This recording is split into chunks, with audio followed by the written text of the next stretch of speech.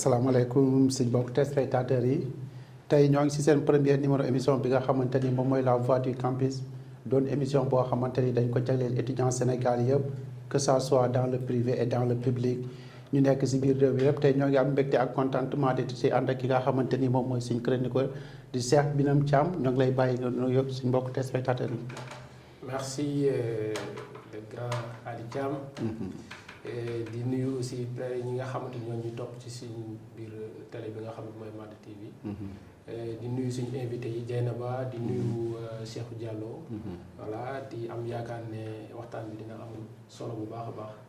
ñoo ngi siy dalal ki nga xamante ni ancien étudiant la à l'université Anta Diop de Dakar tudd ki nga xamante ni moom mooy Cheikhou Diallo Cheikhou ñoo ngi lay dalal si suñu plateau ci Mada TV. merci Ali Thiam. di kontaan rek si invitation bi. parce que voilà émission bu am solo la. te yaakaar naa ne vraiment donner la voix aux étudiants. c'est une belle initiative. di wax ne rek en tout cas maa ngi nuyu suñu mbokk téléspectateurs yëpp nga xam ne tey ñu ngi suivre émission Mada TV la voix de l'étudiant di kontaan bu baax a baax en tout cas di yaakaar te am neex. loolu tamit ñoo ngi si ànd ak ki nga xamante ni moom mooy Dieynaba Anne doon étudiante boo xamante ni fréquente na le public et le privé. université ak IAM ñoo ngi lay dalal ci biir émission bi nga xamante ni moom lañ tuddee la voix du campus ci Mada TV Dieynaba. merci beaucoup monsieur Ali Thiam di kontaan bu baax ci invitation bi. am mbégte bu baax na ànd ak yéen ci biir merci. jërëjëf dañuy commencer ci ki nga xamante ni moom mooy Cheikhou Diallo Cheikhou tey lu ñuy waxtaanee moom mooy enseignement supérieur public ak privé vont-ils de pair. dañoo gis réforme 2012 yi nga xamante ni Mary Teuw Niane ministre de l'enseignement supérieur indi woon na ko fi dafa waxoon ne carrément le public ak le privé dafa doon jàng boo xamante ni ñoom ñaar ñooy ànd mais suñ demee ba ci réalité bi dañuy gis ne privé bi moo gën a pratique public bi loolu noo ko jàngatee en tant que ancien étudiant. merci beaucoup Ali Thiam. yaakaar naa thème bi am na solo trop. parce que bu ñu xoolee éducation bi. bu njëkk ba ak léegi dafa am wute yu bëri yu ci am. parce que bu njëkk ba boo doon gis ndaw ñi bu ñu doon jàngee ci privé sax dañ doon am benn complexe. parce que public bi moo ëppoon solo. ñu doon dem ba perte espoir ci public bi. ñu doon dem ci privé bi. mais bu ñu gisee actuellement la tendance à renverser affaire bi dafa changé. da ngay xool nit ñi dem ci privé bi moo leen di gënal dem ci public bi. loolu nag li ko expliqué lu dara mooy gàllankoor yi nga xam ne public bi mu ngi koy am. kon boo demee ci privé bi di apprendre rapidement du bëri ay tolof te di nga mën a jàng bu gaaw. mais Mary Teuw Niane bu mu ñëwee vraiment ñu ngi apprécier initiative yi nga xam ne jëloon na ko. te yaakaar naa mu nekkoon lu baax. parce que nag boo xoolee université bi dafa am benn jamono boo xam ne. le nombre était tellement pléthorique. dafa bëri boo xam ne nit ñi xëjatuñu woon ci campus public yi. léegi nag mu ne pour mu régler conditions yooyu il faut que nit ñi ñu pousse leen état accompagner leen ñu jël ndaw ñi yóbbu leen ci privé bi. mais nag loolu dafa nekkoon politique de l'état.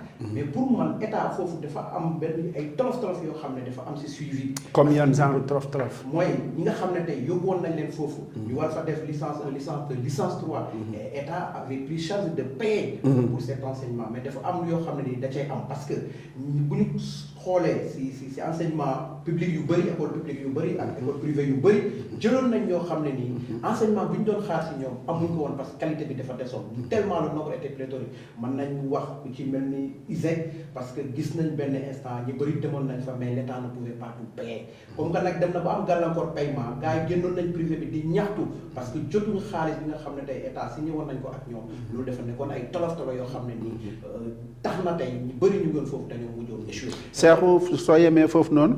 état dafa jëloon ay étudiants di yóbbu dans le privé loolu moo ngi commencé woon ba Mary Teuw Niane tegee réforme yoo pare mais ba ñëwee ba nga xamante ni Cheikh Oumar Anne doon na ministre daf ne loolu dootu amati dootu ñëw benn étudiant dans le privé état dootu jël en charge kenn c'est-à-dire yow loolu noo ko jàngatee ndax état politique yu muy teg dans l'enseignement supérieur doon na ay politique yu fiable pour étudiants sénégalais bi ci boppam. Cheikh Oumar Anne damay apprécier parce que boo xoolee ndaw ñi suñu waree jàng ndaw ñi dañuy bëgg ñoom ñëpp ñu nekk dans les mêmes conditions.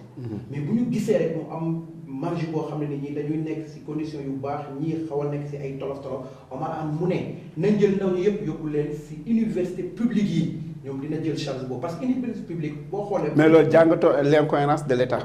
non état fayit bu mu si def mooy dafa jël ay engagement et on magnifie ça vraiment ñu ngi koy apprécier bu baax mais c'est-à-dire les mesures d'accompagnement moo desoon politique bi moo desoon suivi moo desoon léegi nag suivi pour moi ça aurait été moi dañ doon bàyyi Mary Teuw Niane ki nga xam ne moom moo xalaat yeesal yooyu noonu au niveau de l'éducation dañ ko waroon may assez de temps mu mën a continuer politique boobu noonu pour enseignement bi moom gis-gis bu mu si amoon ak raay yi mu bëggoon teg enseignement bi ñu mën a xool d'ici 10 ans 20 ans lan lay joxe mais nag on l'a pas donné assez de temps dañ ko teel a dindi indiwaat keneen bu mu ñëwee moom tamit mu bëgg a soppiwaat yëf yi day indi gàllankoor parce que à chaque fois qu'on reprend à zéro day am yeneen nouvelle mesure yoo xam ne ni dina laajaat yeneen mbir yoo xam ne ni day nekk mbir yu bees kon pour moi dafa waroon appliquer ces mesures là ñu jéem a xool nan la ñuy def pour public bi ak privé bi am la même qualité de l'enseignement et loolu nag politique boobu moo nekkoon dès le début mais dañ ko échoué bi mooy les mesures d'accompagnement qu'il fallait dafa manqué di leen ñëwaat si yow ñëw bàyyi Cheikh Birame Thiam nga xamante ni moom mooy suñ chroniqueur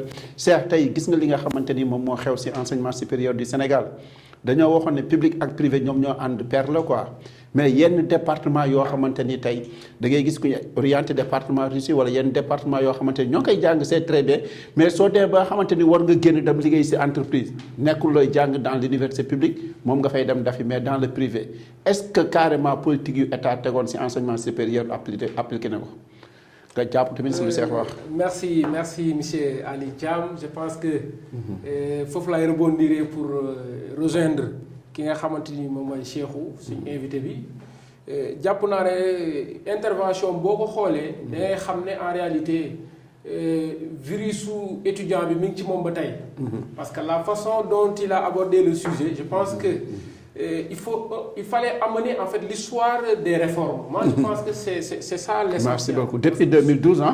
Parce que l'histoire réforme yi ni mu 2012 2013. ni mu demee très bien ni mu demee mooy 2012 dafa nekkoon benn année électorale boo xamante ni président Macky Sall dafa ñëw accéder au pouvoir bees. Avant loolu président Abdoulaye Wade jànkuwante ak difficulté yu bëri ci secteur yu bëree bëri. léegi nag ku xam année électorale les syndicalistes vont s'en profiter pour effectivement jouer les cartes xam nga et dans ce cas ils ont vraiment posé beaucoup de problèmes au régime comment dire libéral. léegi nag bi loolu amee président Macky Sall la ñëw bees jël ay engagement ne aujourd'hui il faut démocratiser l'enseignement supérieur. En faisant quoi?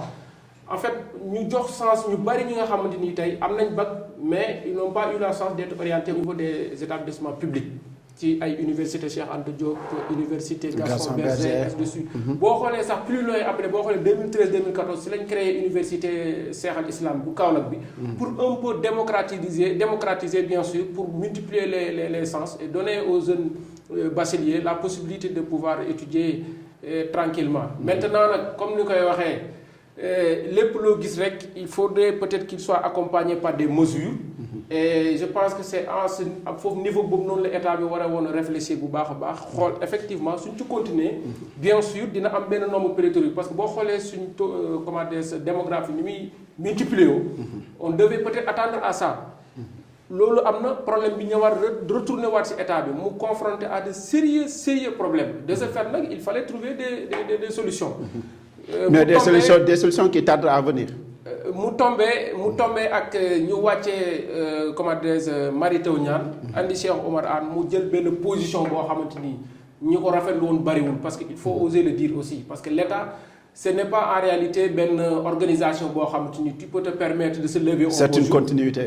Tu peux te permettre de se lever un bon jour pour hausser le ton et véritablement faire le gendarme aux gens parce que li nga xamante ni moom nga yore du loolu boo xamante lu privé la service public la donc il fallait peut-être voir comment arranger les problèmes ba nga xamante ni kenn ku nekk dina si gis boppam.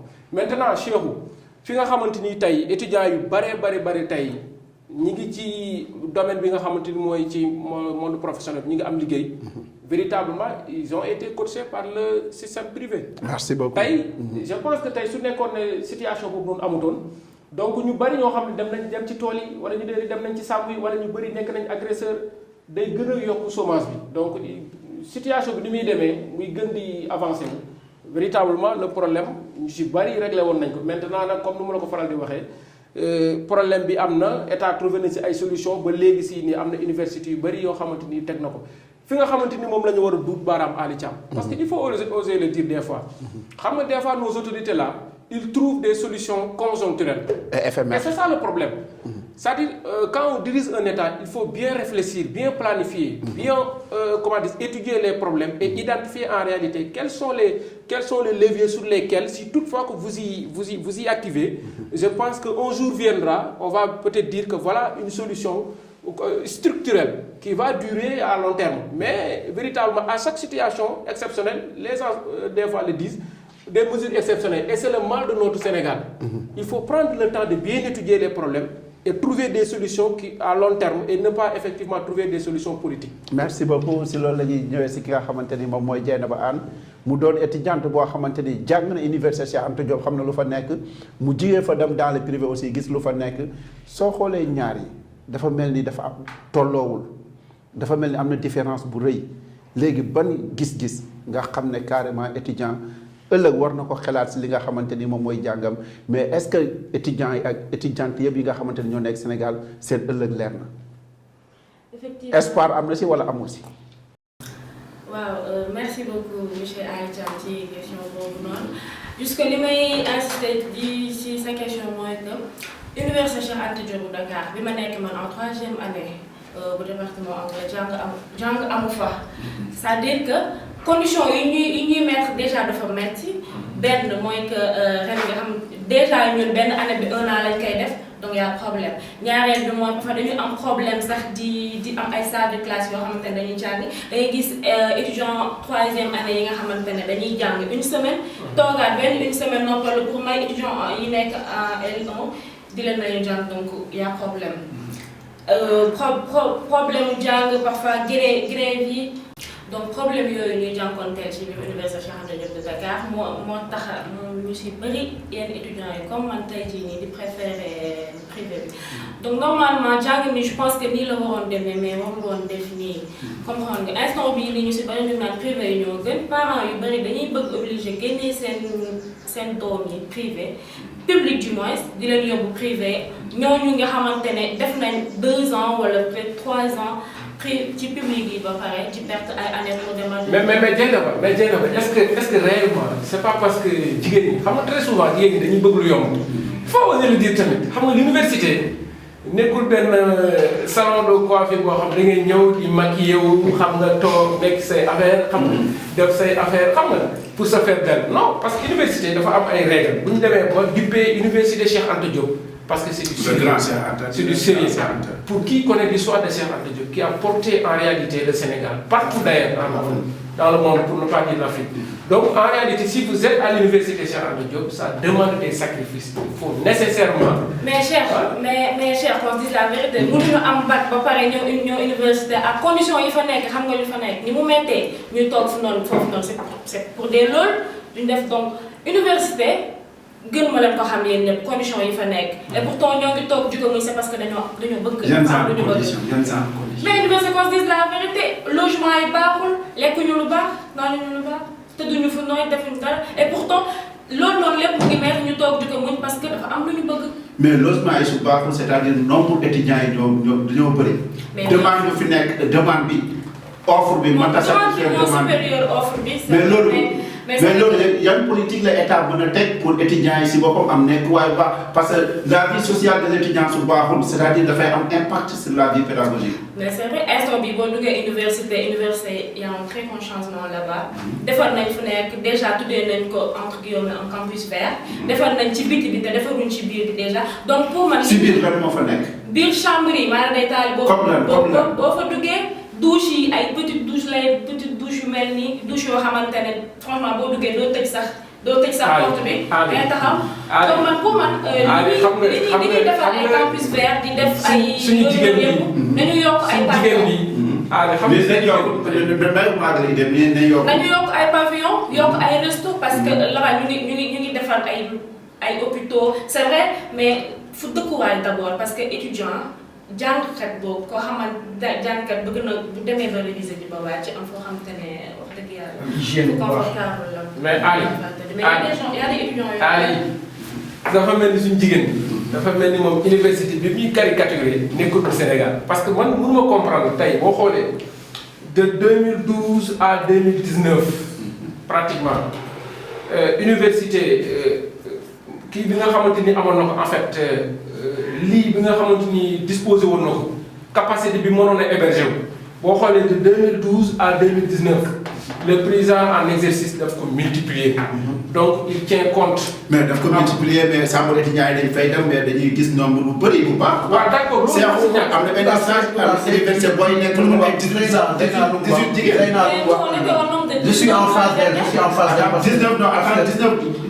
Parce que le campus social de l'université, le campus social pose problème. Parce que nous avons deux campus, le campus social et le campus pédagogique. Et quand on parle de l'éducation, il faut d'abord une hygiène. Il faut être dans des conditions appropriées, dans des conditions qui vont permettre à l'étudiant d'apprendre. Et je pense bien que ces conditions, c'est d'abord le campus social. Et ce nombre pléthorique dans les chambres. Nous avons jusqu'à présent des étudiants qui passent les nuits dans les couloirs. Et comment un étudiant, avec cette fraîcheur, passe la nuit dans un couloir pour le matin, 6 h du matin, aller dans un amphi et avoir la peine même d'avoir une table, des fois c'est des prix. Mais nous n'avons que tout étudiant, nous n'avons que tout étudiant qui gagne de l'IGI. C'est pas une question liée pour l'étudiant. Le problème qui se pose là-bas, c'est des étudiants qui sont dans le privé et qui logent à l'université Cheikh Anta Diop. On ne peut pas ne pas accepter ça parce qu'ils n'ont pas de logement, ils n'ont pas, c'est-à-dire de famille ici à Dakar. Un jeune qui vient dans les villages très reculés du département de Nioro, exemple, qui vient à Dakar, qui n'a pas un parent qui va l'accueillir, il est obligé d'aller à l'université. S'il n'a pas un frère qui va lui loger, ils vont laisser leur bagage, ils vont laisser leur bagage. Si bir negi, goudi nous faisons 6 couloirs, 6 h du matin, nous avons un amphi de 1000 places. Comment un amphi de 1000 places manage 3000 personnes? Manul ne da ngay gis kuy dem jàngi gàddu sees pour fu mu toog nga gis di jàng def cours toog di bind taxaw di bind ñun en notre temps professeur ñëw na cours fu mu war a taxaw nii joxe cours étudiants yi ñëw taxaw fa dafa ñibbi mu ne je peux pas faire cours dans ces conditions amphi bi dafay fees teg ba pro bi war a taxaw sax ay étudiants ñoo fay dem taxaw parce que c'est de l'insécurité ça léegi nag problème yooyu noonu moo tax jigéen ñi duñ ko mën a supporter parce que les conditions sont tellement précaires góor lu mu mën a muñ am na jigéen yoo xam ne mënuñ ko muñ te c'est plus compliqué dans le chambre ñun góor ñi bu ñu nekkee 20 personnes dans un chambre. est-ce que jigéen ñi tamit. non donc bu ñu nekkee 20 personnes dans un chambre mën nañ ko gérer mais chez les femmes c'est tout à fait le contraire c'est des questions de gang ñi ñooy ànd. mais tey ba Cheikh lu mu wax d'accord nga ko mais. il a raison. il a raison am na yenn conditions yoo xamante ne góor moom parce que góor moom mën dénkaane. fanaan si couloir bi après su paree. mais est-ce que pour doyati la wax da ngeen bëgg a nekk dans maquillage daf lii mënuñu nekk tout le temps di maquillage bi université am kenn ku nekk xam na lu la yóbbu biir université dama ne la l'année dernière on était au nombre de 19 dans une chambre boo xam te ni la toll xamoo nu ñu tëddee.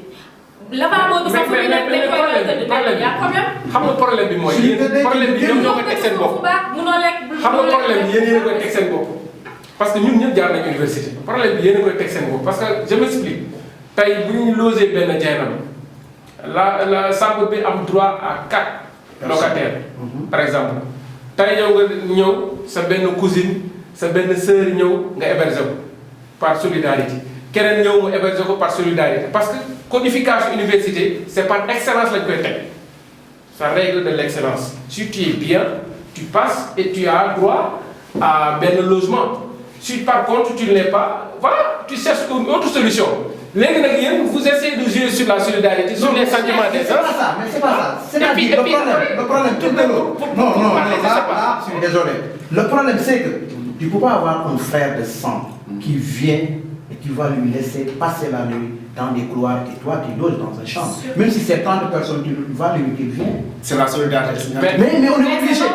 Mais on est obligé. Parce que loolu mënul ñàkk ñun problème yooyu mën nañu sa neveu ñëw sa rakk ñëw nga nekk si ne bu ngeen fa nekkoon 30 sax. mënoo ko seetaan seen France bi di. étudiant bi dafa am fu mu jigéen doog a ñëw. oui ku nekk public ak privé. étudiants yi ce sont les enfants de l'État. État moom mooy seen waajur. soo Sénégal. dañ ne noonu nekkee 6e ba terminal soo xasee ba am bac. ci loxo état nga nekk. oui état moo la war a jël yóbbu la dans le public wala dans le privé. mais état su jëlee ñii loger ñii jël ñii jox leen bourse. jël ñii yóbbu leen fee loger wu leen jox leen bourse c'est-à-dire équité bu état war a def entre étudiant deful ko donc yow gisoo ne la responsabilité de l'état est interpellée la responsabilité du couple est interpellée et la responsabilité aussi du recteur et aussi la responsabilité de l'étudiant. C'est des responsabilités partagées. Ça, on en dit. Mais responsabilité, tous les acteurs de l'éducation, que ce soit l'apprenant, que ce soit le ministre, que ce soit le DG, tout le monde est interpellé. Mais bonne solution ngay proposer pour notre enseignement supérieur. man li ma gis si loolu noonu. mooy les mesures yi nga xam ne tey Mary Teuw Niane jëloon na ko te président de la République nag bu fàtte am na lu am solo lu si def. non c'est mënoon wax mesures yi Mary Teuw Niane jëloon ba pare. ñu def diagnostic bi ba defee diagnostic bi. da ngay gis carrément comme yenn faculté ay faculté droit wala département anglais yu benn lay wax da ngay ñëw si benn département fekk fa ñi nga xamante ni jàng neen jéem neen ba sonn jànguñu da ngay gis taux d'échec bi dafa bëri. il faut que mesures yooyu noonu dañ ko war a xoolaat loolu laa mën a gëm. waaw mais nangu naa ñu xoolaat ko. mais lu tax ki nga xam ne tey moo toogoon xalaat. une réflexion profonde la si defoon moom Mary Teuw Niane mu teg loolu xalaat lu tax gars yi mënuñ ko indiwaat. mais kan moo koy indi. la réflexion de Mary la réflexion de Mary Teuw Niane. mais qui incarne ça. parce en fait moi soo buggee wax attends. en fait Ali man dama jàpp solution bi lenn rek la. parce que tey état bi mesures yi nga xamante ni tey Cheikhou doon na ko wax sànq ne mesures yi état bi defoon état bi teg na lépp ba trouver ay solution la solution première c'est quoi. Université virtuelle bi nga xamante ni teg nañ ko.